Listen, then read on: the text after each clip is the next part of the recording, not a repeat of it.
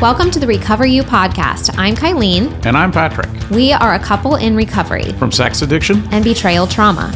Together, we share our story to encourage you on your journey. It's here that we talk about sex addiction, betrayal trauma, mental, emotional, and physical health, faith, and anything and everything needed to recover you to your most authentic self that God created you to be. Welcome to this week's episode of Recover You. Hello, Kylene. What was that? Hello, Patrick. All right. We're rolling today. Yep, here we are. Okay, so, Patrick, what are we going to talk about today? Boundaries. Okay, well, would you like to share the personal boundary that you just set about your shopping practices? What? There's no boundary on that. That's crazy. So, everybody... Delete. No, we've said on here that I really enjoy Lego, and there's lots of really cool. I've never ever known that you like Lego. Yeah. So it's not just the Lego. Do you like Lego more than you like journaling? Oh, wow. Man, I think they have, oddly enough, and this is a serious statement, I think they both have a similar restorative effect on me. I think I'm a little shocked. I think I would have guessed Lego all day. Yeah, but you love journaling that much. Wow. Yeah. Okay. So, all right. But you know, I learned something new about you. Just so everybody knows that this is not just Lego brand stuff. I mean, there's all kinds of different brands out there, and they build Black Hawk helicopters and like aircraft carriers and stuff like that. So there's a lot to look at, and so but what did you just share with me? I always laugh when like you open the Amazon page and it says like things you've looked at. It's on the left side. It's all these Lego kits. It's all Lego. I'm like, that's awesome. Patrick's been on Amazon recently. Yeah. What did I share with you? Just what you're shopping for my dad. Oh yeah. So shopping for your dad. We got him something pretty cool for his birthday. He doesn't. He's not going to listen to this, and if he does, it won't be before tonight when we give it to him. That's right. So my dad really liked the book Endurance. Yeah, about the story ship of the Endurance. Yeah, the story of the Endurance, and it really is an amazing story. Yeah. And so Lego has released a version of that ship of the Endurance. So we got it for him. And so I was shopping for him, I think Tuesday night. I was on business travel in my hotel, and I was kind of looking through it. Of course, then rabbit hole. There I go down the rabbit hole, and I'm looking at what are the new Lego kits? Yeah, what is happening? And I was like, well, if I got one for him, and I could maybe get one for myself. And I held off. I did hold off. Good job. See, personal internal boundary. Good job. That's right. Yeah. But I did say if the right kit had come along at the right price point. Sometimes we're going way off topic here, but That's like I'm an ex-helicopter pilot, so I did go down this rabbit hole where I was looking at all old retired Lego kits of like helicopters, and you can still get them. I mean, they're a little bit more expensive. Here's my boundary. Here's telling the story. No, I was going to say that. And so you can get these kits, but they're not cheap. There was one that was like $2,000. I was like, there's no way. $2,000 for a used one? Well, it's not used. It's probably unopened, but it's a discontinued one. So I was like, no, I ain't doing that. That's stupid. So I do have a limit. Okay, now I'm shushing you. My boundary is that you need to at least save some of these Lego kits and put them on a list that I can get you birthday presents. Because it comes to like birthday and Christmas, and I'm like, there's nothing to get Patrick because he already buys himself all these fun presents. I will tell you, the list of kits that I desire will never ending. So okay, well, you need to actually create a list. My apologies to you for not actually creating the list. Yeah, I need the list. I need the list. Preferably with links, but that's okay. If you just give me the name, I could probably figure it out. Yeah. All right, moving on. Yep. The boundary that I'm setting right now is that the Lego conversation is done. For this episode. For right in this very moment. Yes. Okay, moving on. All right, so let's talk about boundaries. Boundaries, I'm going to name myself a self-proclaimed boundary queen. Huh. But, no, you disagree with that? I didn't know that was a thing. Yeah. But sure. I'm the queen of boundaries. All Do you right, disagree? then. Yeah. No, I think I'm pretty good at them when it comes to this specific scenario, the relational dynamic and navigating recovery. And for me, it was very clear, very fast what was acceptable and not acceptable, what was tolerable and not tolerable. And so that to me was super, super clear. But boundaries but it's not that easy for everybody. Like things are not clear, things are confusing, and you're in the middle of it, and you've never had to set boundaries before. And so it tends to be a really scary topic for a lot of people. Like, I've never done this. I don't know how to do this. I feel like I'm parenting my spouse, all this kind of stuff. For me, that's why I say I'm like the queen of it in this particular area, because none of that bothered me. I was like, nope, this is, it has to be this way. And I don't know. There's no other option to me. Like, it's just very black and white in the way I was thinking at the time. So it just tends to be a little bit easier for me. So then I tend to be able to teach it a little bit easier. I do remember you very early on, and I remember it kind of confused me. Like, I understood what you were saying, but it kind of confused me a little bit because I was still in addict brain. You know, I'm trying to recover. And you were like, this is what it takes to be in relationship with me. Yeah. And it, it's very clear now, but at the time I was kind of like, and I wanted to be in relationship with you, but that's a very boundary setting statement. You know what I mean? And so I was like, well, I want to work really hard to, number one, fully understand what that means, right? And then number two, give you what that is, and so that was I will say, in shock brain, that happened very early on in discovery, where I was like literally trying to just asking you so many questions. we have soundproofing falling off the wall. Okay. Moving on. So yeah, really early on when I was gathering information and asking you questions and stuff, it was really weird because I knew, like, it was like an instinctual thing. This bad thing is happening. I have to set a boundary. It's not, in my mind, it wasn't, I have to set a boundary. It's just like my body knew that it has like something around that, even if it didn't know how to name it, had to be done. And so I would like throw things out while I was like, this was so early on. It was like the first couple of days of like learning information. I was like, okay, well then we're going to do X, Y, Z, or we're going to do this, or you're going to do this. But I didn't have all the information. So I would say, like, when we set boundaries, we have to set them from a place where we have a little bit of clarity about what's going on. So once I gathered information, once I kind of learned about addiction, once I sort of learned about what was happening and I had my feet on the ground, then I was able to more clearly think through what actually were going to be long-term boundaries, either for sobriety or for our relationship. And so there were resources, right? Like, I was in therapy. There were books that I was going through that were kind of helping me think through these things. This is what I do, like, in my coaching sessions a lot. We talk a lot about boundaries. And I think I'm going to be one of the things I'm going to be recreating is my What's Next course, which is in existence, but I'm basically like redoing the whole thing. And one of the things that I'm doing is I'm breaking it down into more bite-sized chunks. So the idea of the course is basically that if you are going through discovery and you're in the first few months where you're having to set up all this stuff and find practitioners and go through disclosure and set boundaries and all these kinds of things that are like, what is happening to me right now? This course is designed to like take you through that process and give you baseline education. And that way, when you're working with a coach or a practitioner, you can just spend the time with them in a really specific way for you, for what's happening with your situation, but you already have foundational information to go on. So it should save you time.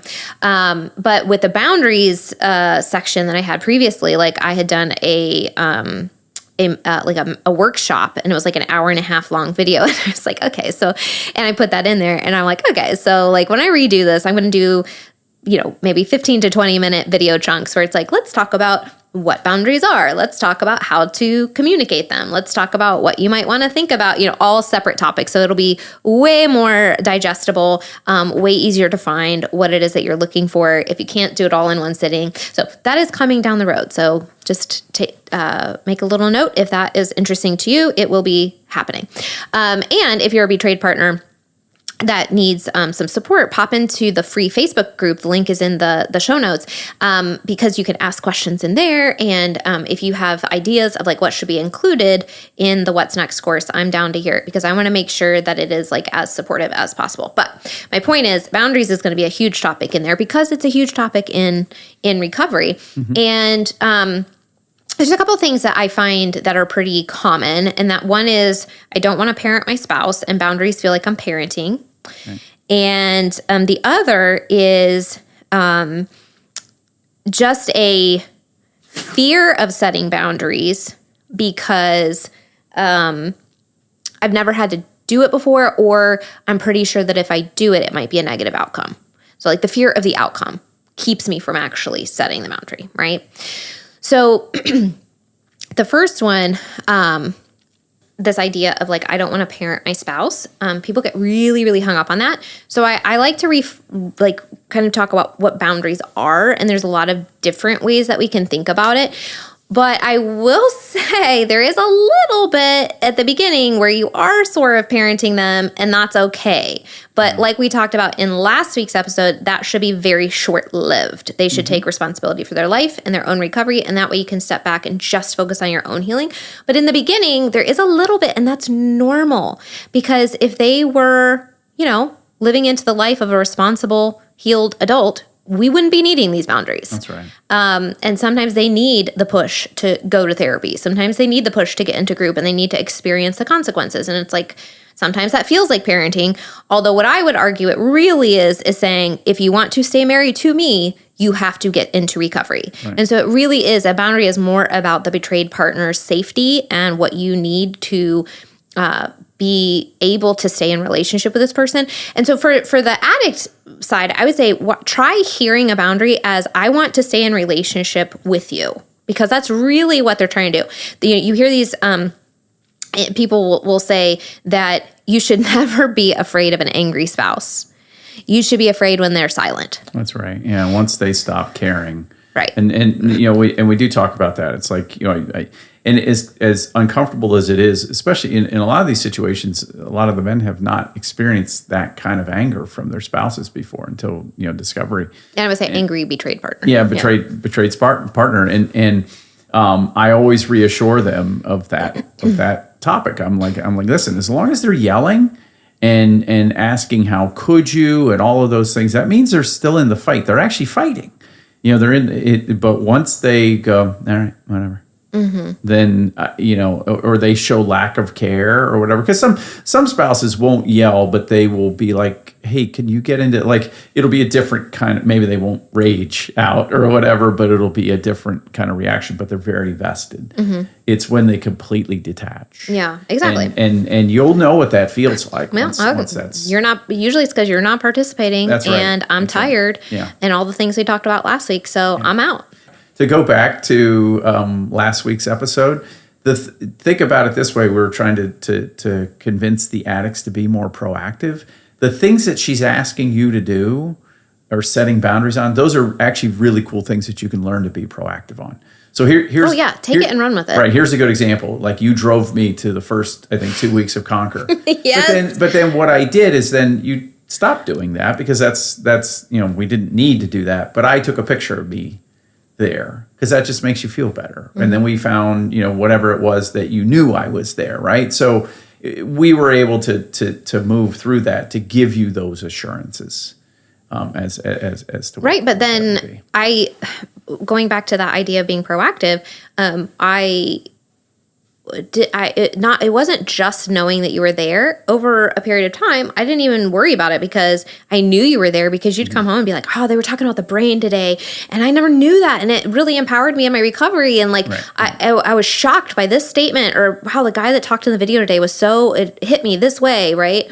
And so I knew you were going, because you were getting, your brain was changing in the conversations you would come home with, and all this kind of stuff, and I would see you journaling. So like, that's what we mean when we're talking about being proactive. It builds safety and trust. But you personally had to be humble enough to take the consequences and the boundaries of destroying my trust to the point where I had to drive you somewhere to make sure that it was going to happen. Because I didn't know. I was like, I thought you'd probably drive yourself there, but I also thought you would be faithful. So, you know? Yeah. So what, like from the perspective of you probably maybe felt like parenting, and I would say like, because some of the stuff that we did to a lot of people would feel to the betrayed partner as very extreme.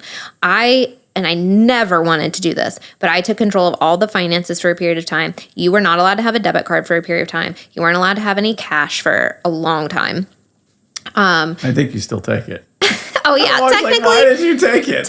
Well, no. You hand it to me. You say, hey, I need this cash for this place that only takes cash. And then you're like, I bought a water and a bag of chips and here's the rest of it. And you put it on the island. So I don't, yeah, really. But yeah, then when it's on the island, I'll take it. And then you forget you have it. And you're like, and then I forget I have it. Yeah. No, but like for a lot of people, it would seem extreme, right? Like you didn't have access to a debit card. You didn't have access to cash. We were tracking all of that. Like if there was cash in your drawers, like where did the cash go? Yeah. I did drive you to your groups for a little while, maybe even to therapy for a little while. I can't remember everything. What else? Because there was just a lot that was like all of a sudden.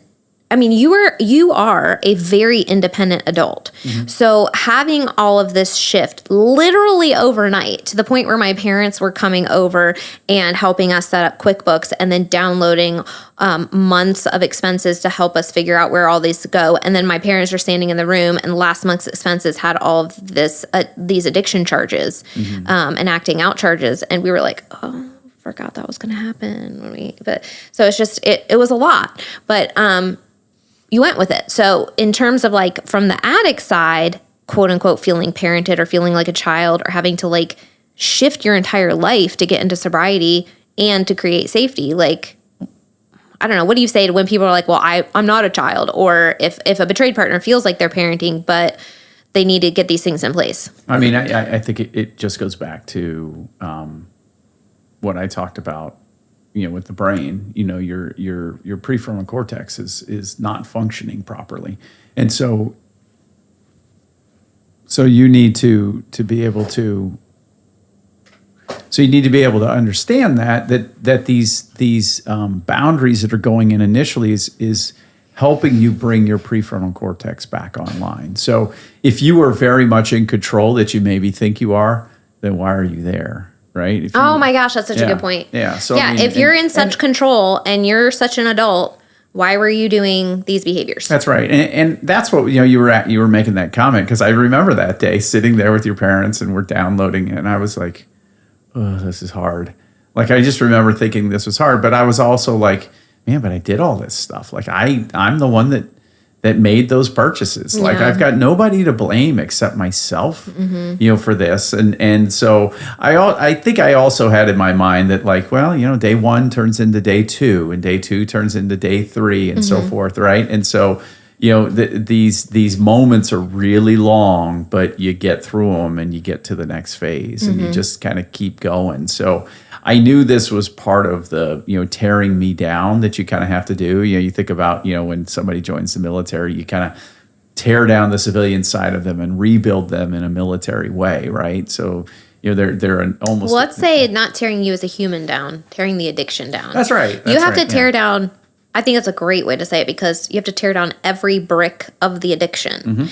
And what we see is when people leave a brick, it adds another brick. That's right. And it leaves the door open. So the worst part is tearing all the bricks down. Yeah. But if you really want to get into recovery, you've got to do it. Yeah. I mean, you've got to. Absolutely. So you didn't feel, well, you probably did feel parented, and it was probably embarrassing. Absolutely. And I mean, there were a couple things. Like I think for the first week and a half, I left my cell phone at home. Oh yeah. And then I was getting some calls and stuff like that. And so I think we talked about it. I was like, hey, I really do need to bring my cell phone to work. The first phase, we went super extreme because we didn't know what was happening. Right. And so we were like, what can we possibly do to create safety and stability while we're figuring this out? And then as we learned more and set up more like parental controls on the phone and like different things loosened up a lot. Yeah. But in that initial phase, it was like, whoa, like you used your phone. Okay, well, you don't have access to your phone. You use your well, you don't have access to your laptop. You used money. Well, you don't have access to money. Like every avenue that I was aware of or became aware of, that avenue got taken away. And I that's why I'm like joking about, you know, being good at boundaries, because I did not think twice about it in terms of, you know, quote unquote, being allowed to do that.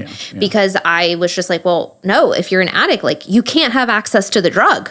Like, so why would I question taking access to the drug away if you're saying you want to get into recovery? So to me, that didn't really cross my mind in terms of like, I don't know. I just didn't. I was like, this needs to happen for you to get, I wanted to help you, but I also was like, this is not an option for me in my life. So we're going to go super extreme and we're going to fix this. And that's, And then over time, you know, some of them, you know, came down. Some of them we had to have conversations about. And some of those, like there were a couple times when we talked over something because I was like, hey, I'm not quite sure why this is still here. And and you know, and we had the conversation. Sometimes it's just for comfort, right? Yeah, and it was fine. And so like, you know, I survived, you survived, and where it made sense, you know, like had you come back to me and said, hey, I still feel very, very uncomfortable about this. Like I remember one thing in particular that I was like, hey, why is this boundary here? And you broke down crying. And it wasn't really about the boundary. It was just about like you were just super, super afraid. And it was a really good moment for us because it was a moment for us to kind of recognize that it really wasn't about a specific behavior, because it was actually a behavior that had nothing to do with anything, but it was just a boundary you would put in.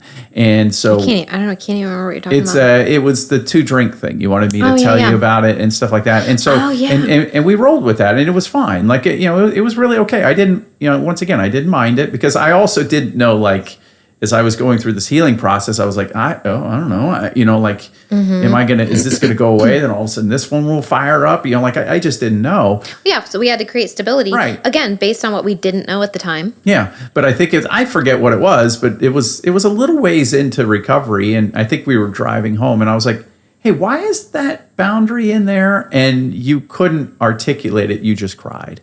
And it was interesting because I think it was just you were so afraid, and there was some comfort for you to kind of having some control. But to your credit, when I kindly challenged you, I wasn't like, oh, I'm gonna go drink beer, leave me alone. You know what I mean? I wasn't doing that. But I think we then shifted it into, hey, can you communicate to me if you're out to dinner with somebody and you're gonna have a drink? So that I like am aware of when you're having alcohol. Right, can you just like let me know? And then so you did that for a long time. Yeah. And now we've I think moved beyond that. But for the most part.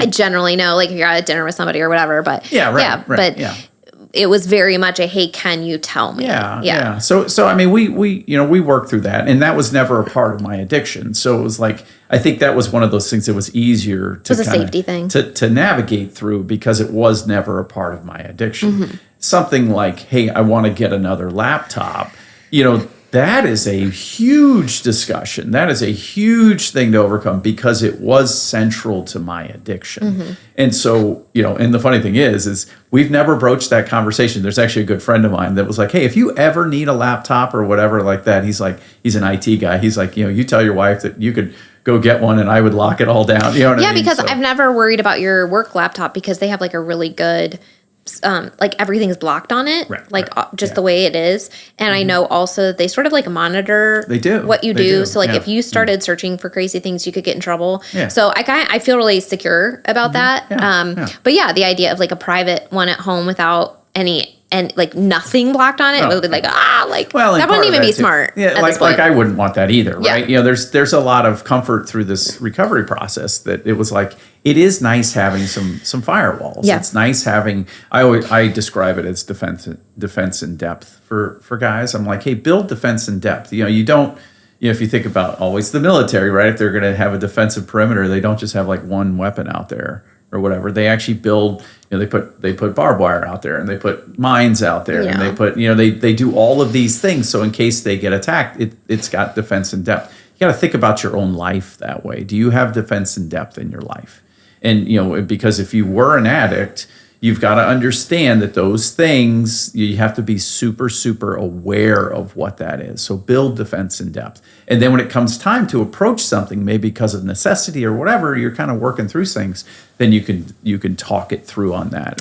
Can you, as the addict who had a ton of boundaries placed on them in the beginning, talk about first of all, do you think that was a benefit to have everything? It was like a shock, and it was all at once, and it was a lot at the beginning to just like put you into sobriety in an uncomfortable way. Do you think that was beneficial? Absolutely.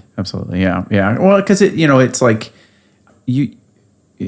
Ted Roberts says, you've lost control. You have to be detoxed, and there's just and this helps you detox. And so like if you could do it, you would have done it.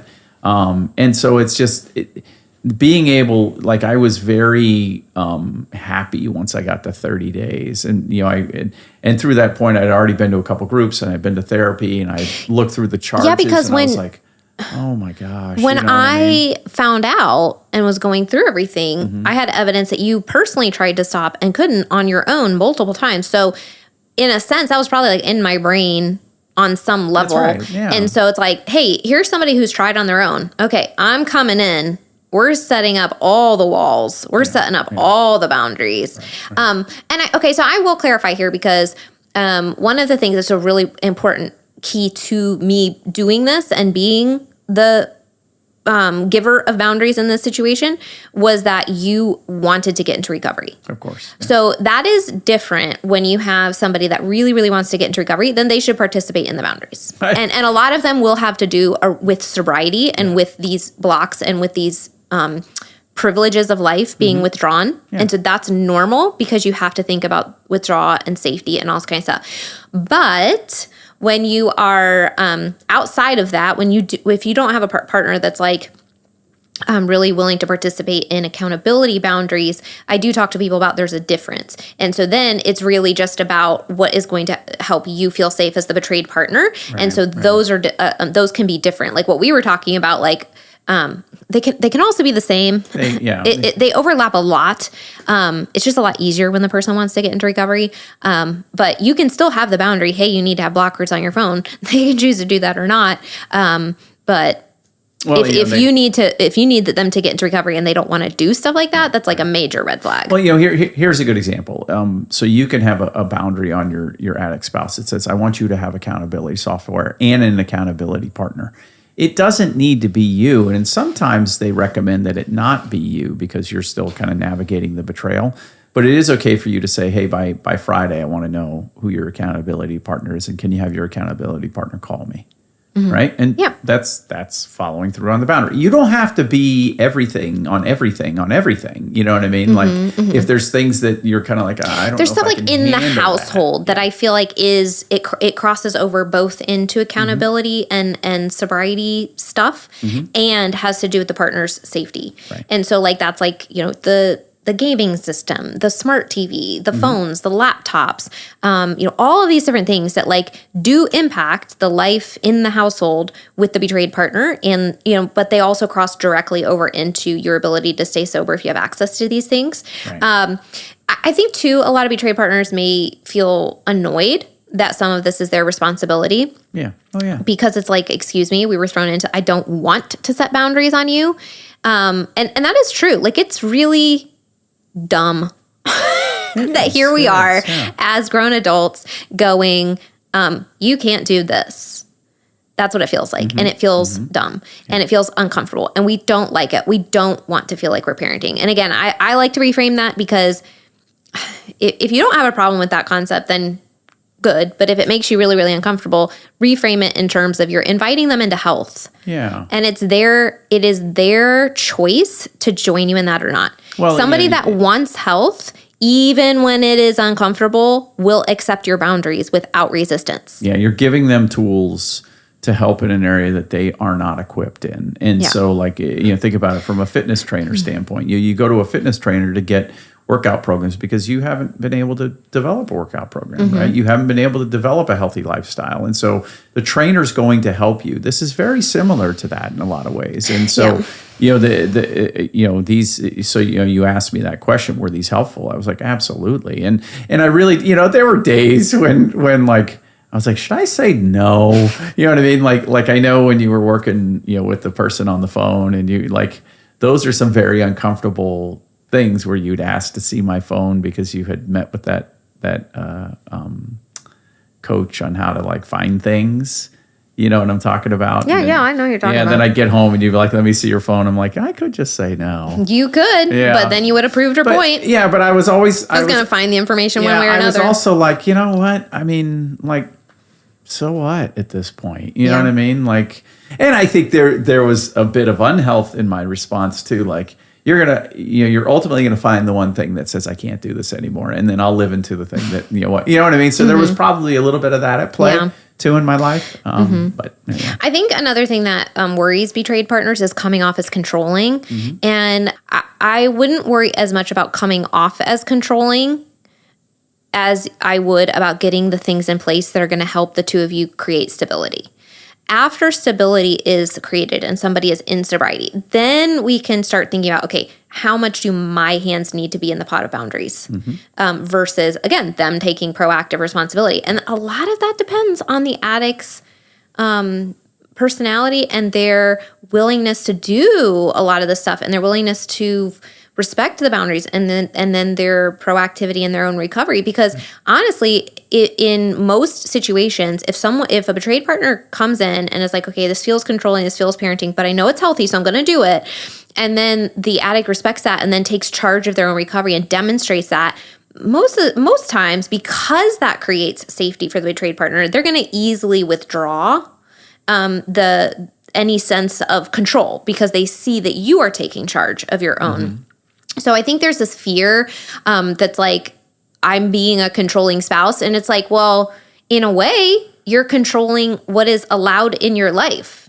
And there's nothing wrong with that. Right. You're controlling, you're defining what health looks like for you. And there's nothing wrong with that. It feels uncomfortable because this is a situation that we've never asked for and we didn't want to be in. I never wanted to have my parents over to download QuickBooks and I don't want to deal with the finances. I didn't want to be scrolling through our phone history and looking at phone numbers and finding out that you messaged people. Like, I did not want to be doing these things, but I was willing to do it because I needed to know the truth and because I needed you, if you wanted to stay with me too, you needed to be in recovery. Right. And so I was really very pursuant of that end, regardless of what that felt like. But I totally get these ideas. Like, and again, it's like what we talked about in the last episode, triggers are reflective of an unhealed wound. So like, if we feel controlling, if we feel like we're parenting our spouse, like maybe taking some time to go, well, where does this belief come from that I'm not allowed to use my voice this loudly? Right. Where does this belief come from that I can't assert what I need and what is actually healthy when my partner is living in unhealth? Like, this is not an equal partnership at this point. So where is this? Have I gotten some messaging in my life that says I'm not allowed to use my voice even when my partner is hurting me? Like, thinking about those things. What are the beliefs underneath that may be hindering us being confident in saying these things that we need really clearly, and really, really meaning them and really being willing to move through with them? Yeah. Because that kind of leads into one of the primary things that would keep us from that and would be answering one of those questions, like what's underneath it, is the fear of the outcome. Right. So sometimes I think setting boundaries is scary because what if I set them and you disrespect them? Yeah. Then what? Right. What if I said that if you relapsed, we would separate? Then I have to move through with that. What if I set them and you have a fit and go kicking and screaming? Right? Like, all of those are outcomes that a lot of betrayed partners may go, I just don't want that outcome. And so subconsciously, we might go, then maybe I shouldn't set the boundary because part of me thinks that will be the outcome. And that is a really, really, really hard thing. But at the same time, what I say boundaries are information. And so we always have to be honest with ourselves the same way that we want an addict to look inside and be honest and choose courage and be vulnerable. We have to be brave enough to do the same thing. And so we always have to say, like, what is it that we are afraid to look at?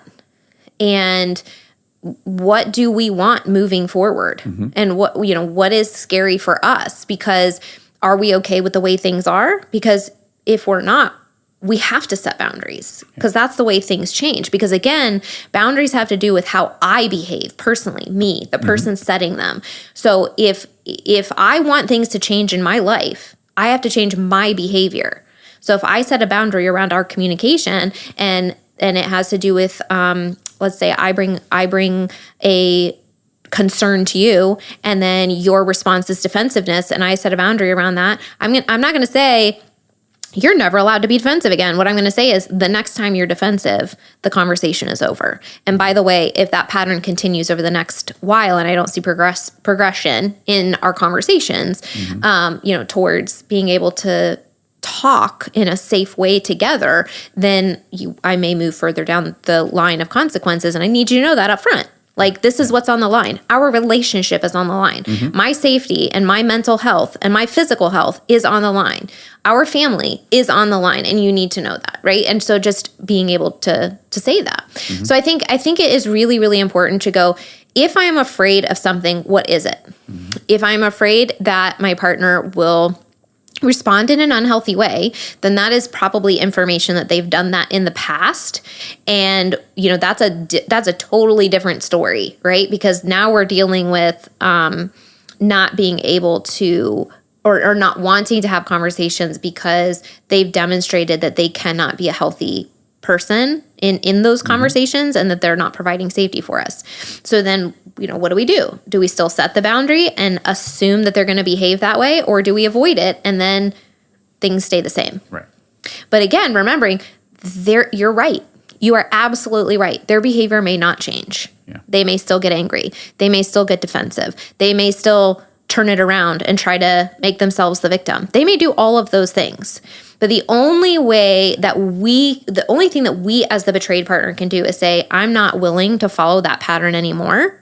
So I am telling you very clearly that I'm not going to follow this pattern anymore. I'm giving you a heads up because I would like for you to also join me in changing this pattern. But if you choose not to, this is what I'm choosing to do. I'm going to walk away from this conversation, or I'm going to, we're going to sleep in separate rooms, or I'm going to go talk to my support group, and whatever it is, whatever the answer is to the particular boundary that you are setting. But it's really, really important that we think about, where am I now? Where do I want to be in 5 years? What is going to help me get to that place, or what needs to not happen anymore? What needs to change in order to get to that place of health? Those are the things I have to set boundaries around. Yeah. And then I can only set a boundary if I am willing to follow through with it. Because if I'm not willing to follow through, then it's just a wish. It's just a wish. I'm saying, I wish that you would get into recovery. Yeah. But if you don't, I'm not going to do anything. I'm not going to change my behavior about it. Yeah. Right. So, but in our situation, that was, if you don't get into recovery, I'm out. And listen, if that's not your boundary, that's fine. Like, my boundaries don't have to be your boundaries. Those of you listening, a lot of my perspective in this episode, you might not agree with. You might have a totally different perspective. That's okay. But whatever your boundaries are, they just need to be followed through with. And if they're different than mine, that's fine. A lot of people have different boundaries than mine, and that is okay, as long as you feel aligned and comfortable and safe with them. So it's really a matter of, what do I need to feel safe? Yeah. And then being willing to do the work to say, okay, if I feel uncomfortable setting this boundary that allows me to use my voice and feel safe, where is that fear coming from? And where is that belief stuck? Because then I need to do some work to move through that. I think if the guys, if you hear a boundary and it doesn't quite make sense to you, ask kindly. continue to ask kindly. It might just be that they need, kind of like the example we gave about drinking, it might just be that she needs to feel a little bit more safe.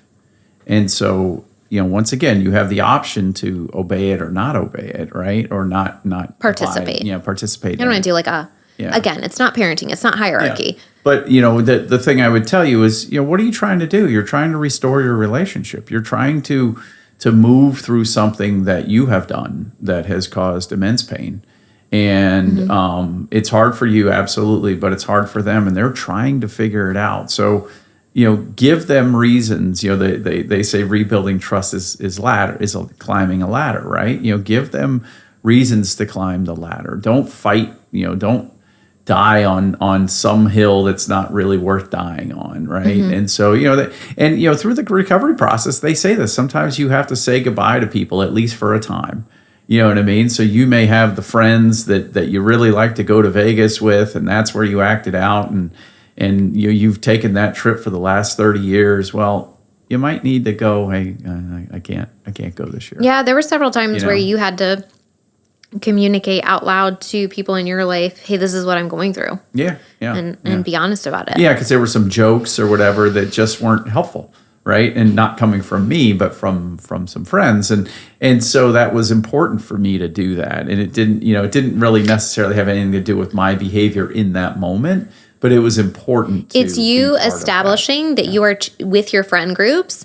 That's not who I am anymore. And I have integrity enough to say it out loud. Yeah. So I'm going to do the uncomfortable thing and say to my friends, hey, that's not who I am. I'm not going to participate in those kinds of conversations anymore. And that's also setting kind of a quiet boundary that is asking them to respect the fact that this was a problem for you.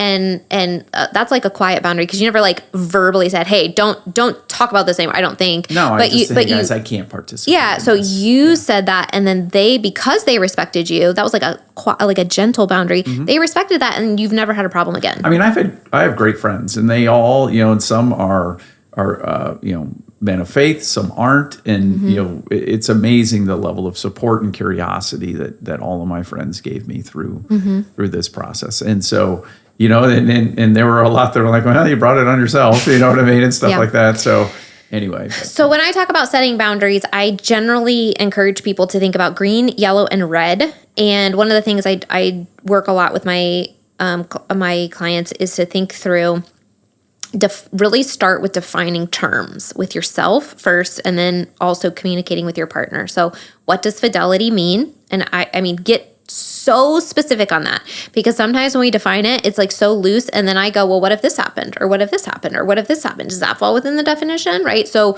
now that there have been behaviors happening outside of what we would define as fidelity, we have to get so specific on what does fidelity look like? What does infidelity look like? What does sobriety mean? What does recovery mean? What does relapsing? What is the definition of relapse? Be so specific with that. What does relapse mean? I mean, this is why I think it's important to work with someone who can kind of talk you through, because if you go, looking at porn is relapsing. Okay, well, we can agree on that. What if he masturbates without porn? Are you okay with that right now? Because, is that part of his compulsivity? Does that part need to be broken? Where are we at with that, right? Maybe we need to add that to relapsing, right? So, okay, well, what if relapse or masturbation with fantasy, masturbation without, kind of breaking things down. What falls in the relapse category? What falls in the relapse is red, and then slips are yellow, and then green is positive, healthy behaviors. So when I say slips are yellow is usually not a full relapse, but not green, meaning it's not a behavior that creates health and moves. It's not a behavior that moves you towards recovery. It may be teetering on the edge of relapse, or a behavior that repeated may lead to relapse, or is somehow not promoting health, or just a behavior that doesn't make the betrayed partner feel safe. Yeah. So it is complicated, because everybody's acting out patterns are different. So I can't necessarily like go, these are what should be in the red, these are what should be in the yellow, these are what should be in the green. Like there are some general patterns, but it is specific for every person. And that's where I encourage people to start is defining, like, think about where you are, think about where you want to go, think about what a healthy relationship means to you. Really, really get specific with the definitions of fidelity and infidelity. Really get specific with the definitions of relapse and sobriety. And then make sure that you guys are using the same language, because what I've seen, unfortunately, is that a betrayed partner will have one definition, an addict partner will have another definition, and then they are speaking using the same words, but a different language. Yeah. And that is not good. So you and I have talked a lot about like more communication, not less. If you have a question or you think they missed something or you think something is getting skipped over, like you've got to talk about it. These things have to be fleshed out. They have to be dug into. They have to be discussed because we have to be on the same page if we're going to move forward in any sort of relationship with this stuff. So as boundaries have shifted, how do you feel? I mean, now versus like, then it was very overwhelming and you appreciated it, but you were also like, this kind of sucks. And I mean, honestly, it sucked for me too. I was like, that was not a fun time for either of us. Right. But now that, I mean, do you feel like you do have boundaries, I guess, but I mean, they're just like reasonable, right? Like, well, I think the only, but this is like proactivity, right? So like I don't have the internet on my phone. I can't download apps, right? That's a boundary, right? And I don't have a personal laptop. I think that's about it, right? Yeah, I mean, besides the fact that like it's a lifetime boundary of like not relapsing. Yeah, right. But that's a lifestyle that you're choosing, live, right? That I'm not doing this. I'm not doing this for you. I'm doing it for me. You know what I mean? And in turn, I'm doing it for you, right? So I mean, it's like they are connected. And so I think I like my life. I like the way I'm living. I'm happy. I'm free. I just feel super good about everything. And I don't know what the future holds, or if there'll come a point where we have to have a conversation about the internet on my phone and how, what I mean? But like, I feel we're good. There's no pressure right now. Yeah. Like there's no need, or anything like that. So it's kind of like, whatever. So if you were talking to a betrayed partner that was like really struggling, like she was afraid of setting boundaries or afraid of using her voice in that area or afraid of the outcome, like what encouragement would you use or what would you say to her, about the importance of boundaries, or I don't know, how would you communicate it to her? I think boundaries, and everybody should think about it this way. It doesn't just help one person, it helps both people. So the boundaries are very helpful for you as the betrayed partner, because you can get some stability, you can gain some control on a chaotic situation. And they're so helpful for the addict because it allows them the maneuver space to start to heal. What would you say if there's like a little resistance to it? Because in my mind, I think, I don't know, it's like, nobody wants to have a bunch of boundaries set on them, right? But if you know it's the right thing to do because ultimately it will help their brain be healthier and it will help you create stability, like obviously you can't force somebody to do something. But if somebody's like willing, but they're sort of resisting or they're giving you a hard time, like, I don't know, would you say anything about that? I would say you're learning a lot about your spouse in this moment. You know what I mean? And what they think about you. And so I think, I could speak for other people, obviously, because I interact with other people, but I could really speak for myself. I didn't want to hurt you. I wanted to stop the hurting, right? That's what I wanted to do. And I never wanted to hurt you before, but I did, right? And all my convoluted thinking and addict brain and all that stuff. And so it was an opportunity for me to help you. It didn't mean that things just clicked overnight and 30 days in, you were like, thank you, this is magical and lovely because you obeyed my boundaries, or you participated, to use that word. But I knew it was going to take a long slog, but man, I might as well start. If it's like planting a tree, right? When's the best time to plant a tree, 30 years ago or today? So you couldn't do it 30 years ago. You couldn't live in sobriety and not be an addict 30 years ago, but you can start today. Yeah. And this is part of that process. And change is very uncomfortable. It always has been, and it always will be. And so this is part of that uncomfortability. And then if you do a good job, you have the opportunity to address those boundaries at some point, which is like what you and I did through the years. We were able to kind of, and like I said, the only boundaries that exist now are the ones that we just mentioned. I mean, and you know, like I used to always be required to tell you when I was up. You know what I mean? Oh yeah, in the morning, yeah. Well, when I travel, I just tell you when I'm up. I just text you. I'm like, hey, I'm up. I'm going to go work out. Like, you give me like a little morning update. Yeah. Voluntarily. So it's voluntarily. And that way. But you know why you've kept doing that? Because I did create a lot of safety. And so it's like, and it's nice. It's just polite. It's like, hey, I'm out of the house. Yeah. I'm like, I went to the gym this morning. I did this. You know, it's just, another way to think about boundaries too, that I just want to kind of leave the betrayed partner with is I really view them as me communicating a boundary to you, Patrick, is me saying, I see that you are capable of more than what you are doing today. I believe that you are capable, and I am asking you to rise to the standard of health.